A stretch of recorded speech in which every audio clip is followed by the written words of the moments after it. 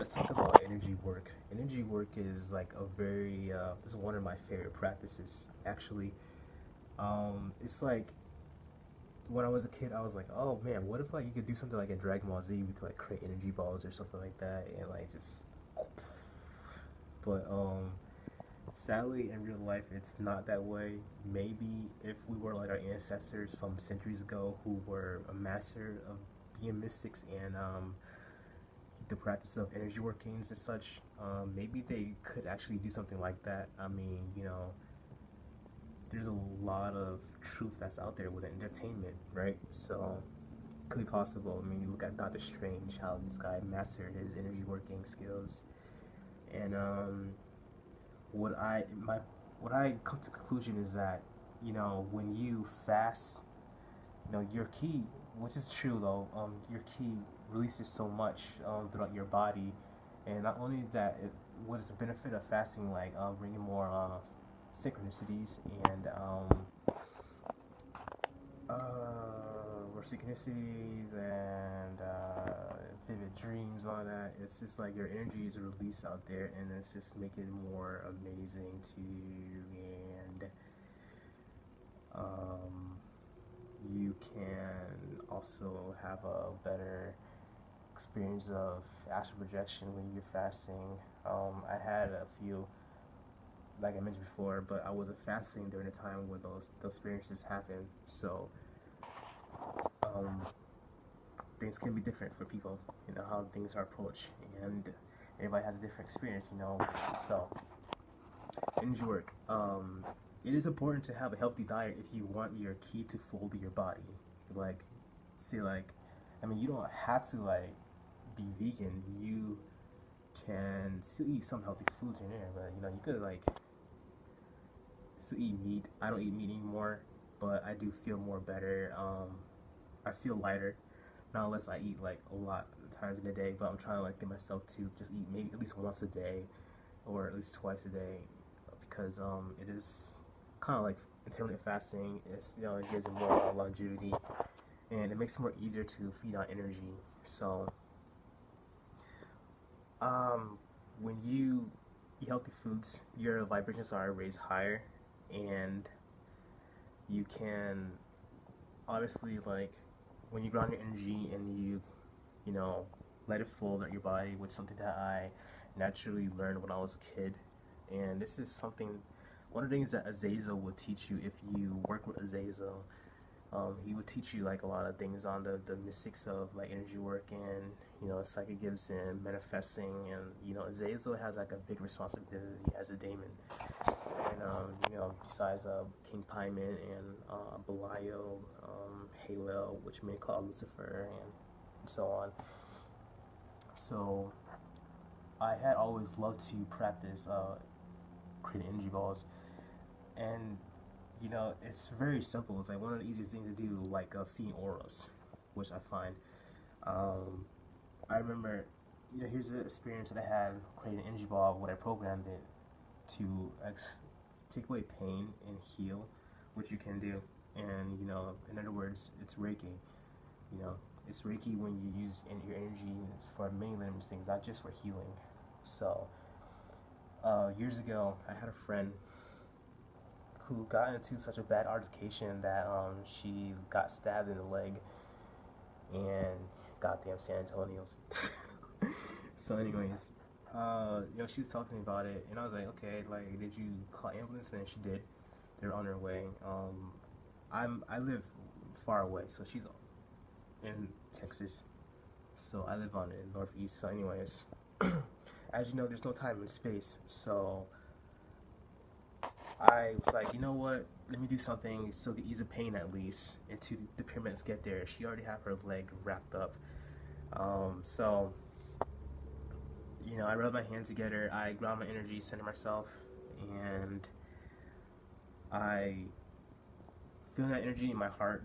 I gathered energy to my heart chakra, and then I programmed it, because the heart has a magnetic field. So when you when you manifest, you feel it in your heart. So I programmed it, and then I focused that energy out there, like in between my hands, and I don't want to put my phone down and show you. So, anyways, but you get the idea, and you know, you don't force your energy to a direction where you want it to go. You have to guide it.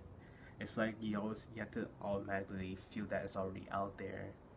So I have found that to work a lot better, and then my energy will actually lead. So like when energy goes, energy flows. So that's what I did. I visualized it.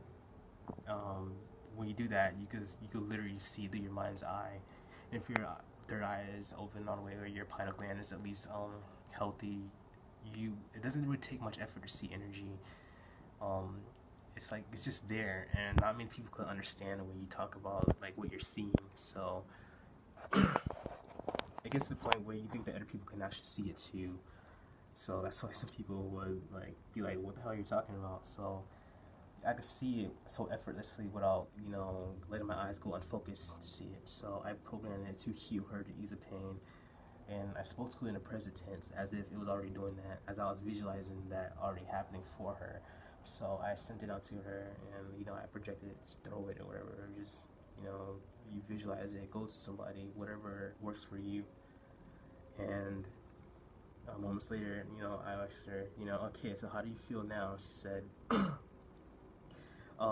it doesn't hurt, and the wound had closed a bit, and the bleeding stopped.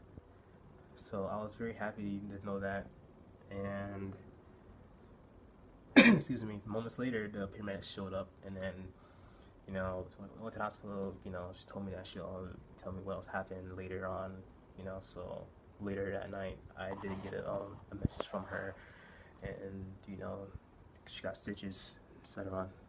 She showed me the stitches, and so, you know, if you look into Reiki, you know, you realize that there is limitless things that you can do with energy, and we already know that everything is energy, and you understand manifesting, you understand that we are limitless, and a lot of information is out there. And so, yeah, so it's kind of hard to believe that there are people out there who still would bash you for knowing these things and experiencing these things when they have these experiences themselves, but they just don't believe it because they still remain as skeptics. But, you know, it's where, I mean, you know, they put the energy with their intentions to get up every day with a positive attitude, and then put that energy into picking out their outfit of the day. They put in energy for, you know, making breakfast, and they put in energy to get their kids up out of bed, and so they could go to school and they go to work, etc. And everything's energy. To put your energy into a lot of things. So everybody in general is technically our energy working. So, you know, anyways, energy work. So yeah, so I may actually make 2 more videos today. So, and on my Instagram, I had people voted, you know, would you like me to, like, should I make a video on energy working or Luciferianism? So of course, energy working, I got more votes on, so I may actually upload a video on Luciferianism maybe later today. It depends how today go, if I'm not too busy, and I may actually have the time to actually put in a third video as a bonus, but I'm not going to tell you what it is. Anyways,